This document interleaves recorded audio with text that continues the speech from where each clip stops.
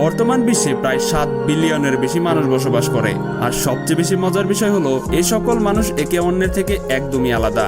আর এর মধ্যে কিছু কিছু মানুষ এমনও রয়েছে যারা এতটাই আলাদা হয়ে জন্মায় যে তারা রাতারাতি বিশ্বজুড়ে ভাইরাল হয়ে যায়। তো বন্ধুরা, আজকের এই ভিডিওতে আমি আপনাদের এমনই কিছু অদ্ভুত এবং আজব শিশুদের দেখাবো যাদের দেখে আপনি অবাক হতে বাধ্য। তাই ভিডিওটি স্কিপ না করে সম্পূর্ণ দেখতে থাকুন। আর এখনো যারা আমাদের চ্যানেলটি সাবস্ক্রাইব করেননি তারা দ্রুত সাবস্ক্রাইব করে ফেলুন। আরিয়া পারমানা। এখন যে শিশুটিকে আপনাদের সাথে পরিচয় করাবো সে হচ্ছে দুনিয়ার সবচেয়ে মোটা শিশু। শিশুটি 2006 সালে ইন্দোনেশিয়াতে জন্মগ্রহণ করে।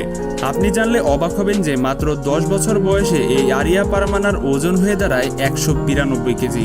তার বিশাল দেহের জন্য সে প্রচুর পরিমাণে খাবার খেতে শুরু করে। অতিরিক্ত শরীর স্বাস্থ্যের জন্য সে খাবার খাওয়া, ঘুমানো এবং গোসল ছাড়া অন্য কোনো কাজ সে একা একা করতে পারত না। তবে ছোট থাকতে সে অন্যান্য স্বাভাবিক বাচ্চাদের মতোই বেড়ে উঠছিল। পরবর্তীতে তার শরীরে এক বিরল রোগের কারণে এভাবে হঠাৎ করে কয়েক বছরের ভেতরে তার শরীরের আকার আকৃতি পরিবর্তন হয়ে যায়। অতিরিক্ত স্বাস্থ্যের জন্য সে ভালোমতো নিঃশ্বাস নিতে পারত না। তারপর ডাক্তারের পরামর্শে তার শরীরে সার্জারি করা হয় আর শরীরের অনেকটাই অংশ কেটে ফেলে দেওয়া হয়। আর এখন মোটামুটি সে স্বাভাবিকভাবেই জীবনযাপন করতে পারছে। আর ডাক্তাররা আশ্বাস দিয়েছে খুব শীঘ্রই তার ওজন আরও কমে যাবে।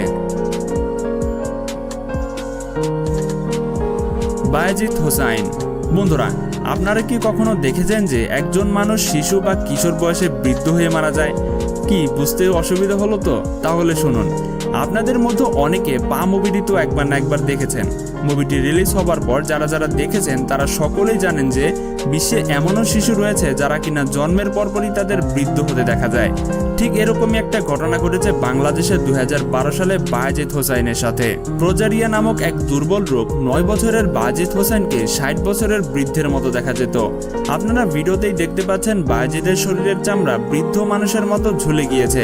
আর বৃদ্ধ বয়সে সাধারণত বয়স্কদের যে সকল রোগ হয় সে সমস্ত রোগ তার শরীরেও দেখা যাচ্ছিল। এত কিছুর মধ্যে বায়েজিদ অন্যান্য শিশুদের মতো বেড়ে উঠতে যাচ্ছিল। তবে সৃষ্টিকর্তা হয়তো তেমনটা চান না, তাই 2018 সালে সে হঠাৎ করেই মৃত্যুবরণ করে। শিলন পেপিন। জলপরি তো আপনারা একবার না একবার ইউটিউবে বা ফেসবুকে দেখেছেন। এখন হয়তো অনেকে ভাবেন যে জলপরি কি আসলেই পৃথিবীতে রয়েছে? প্রশ্নের উত্তরটা খুবই কঠিন। তবে শিলন পেপিন নামক এই বাচ্চাটির জন্ম হবার পর নতুন করে জন্ম নিয়েছে যে জলপরি কি আসলেই পৃথিবীতে রয়েছে। 1999 সালে শিলন পেপিন জন্মগ্রহণ করে মারমেড সিনড্রোম নামের এক বিরল রোগের সাথে, যার কারণে জন্মের সময় তার পা দুটো কোমর থেকে নিচের অংশ পর্যন্ত জোড়া লাগানো ছিল। সাধারণত এই সকল রোগ হলে ডক্টররা 2 পা মাঝখান থেকে কেটে আলাদা করে দেয়, কিন্তু শিলনের ব্লাড ভেসেলস একসাথে 3 দিক দিয়ে জোড়া লাগানো ছিল।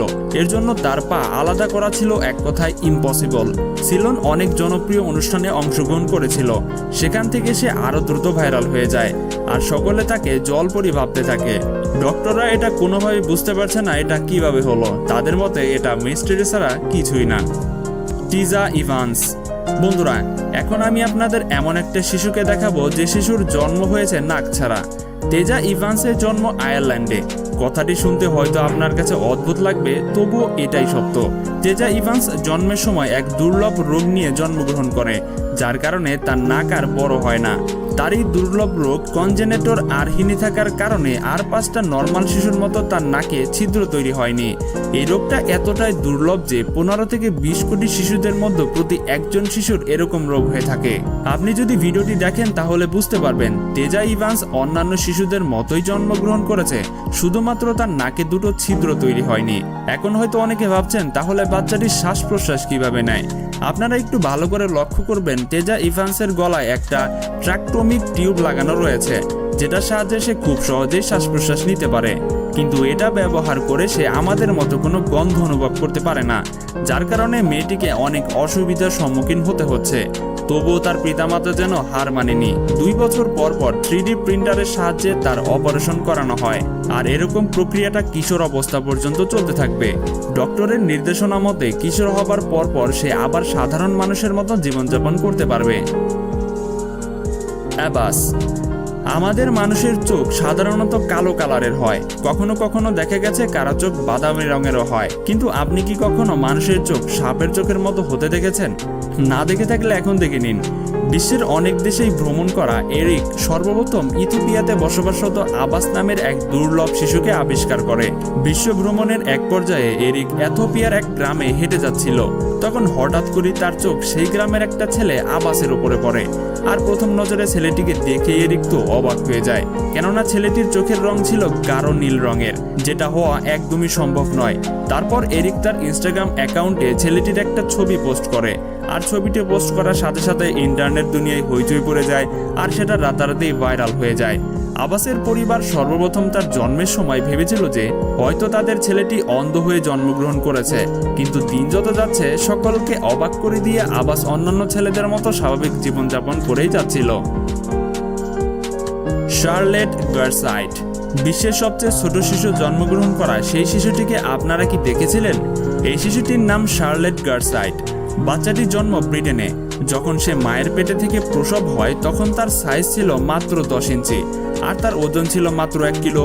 এমন শিশু দেখে ডাক্তাররা তো পুরাই অবাক, আর তারা বলেছিল এই শিশুটি হয়তো 1 মাসেরও বেশি বাঁচবে না। তবুও সৃষ্টিকর্তা বাঁচিয়ে রাখলে কে তাকে মারতে পারে। তারপর বাচ্চাটি 1 বছর পূর্ণ হয়ে যায় এবং সে সুস্থ সবল জীবনযাপন করতে পারছে। তার উচ্চতাও এখন বেড়েছে, এখন সে 27 ইঞ্চি, আর তার ওজন 4 কিলো।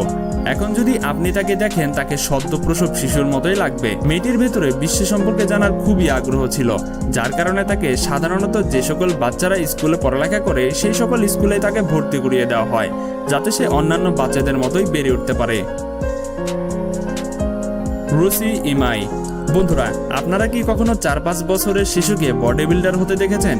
হয়তো অনেকে দেখেননি, তাহলে এখন দেখে নিন জাপানের নারা সিটিতে জন্মগ্রহণ করা এই ছেলেটিকে, যাকে সেখানকার লোকেরা ছোট ব্রুসলি নামে চিনে। রুইসি ইমাইয়ের বয়স যখন 4 বছর তখন থেকে সে ব্রুসলির মতো নান চাকু চালাতে পারে। তাহলে আপনি একটু কল্পনা করে দেখুন, আপনার যখন 4 বছর বয়স ছিল তখন আপনি কি করেছিলেন? এই বয়সে আমরা মাটির ঘর বানিয়ে হাফ প্যান্ট পরে খেলাধুলা করতাম, আর সেই বয়সে এই ছেলেটি মার্শাল আর্ট কিং হয়ে গেছে। এই 4 বছর বয়সে সে যা যা করেছে তা হয়তো আমরা কল্পনাতে আনতে পারবো না।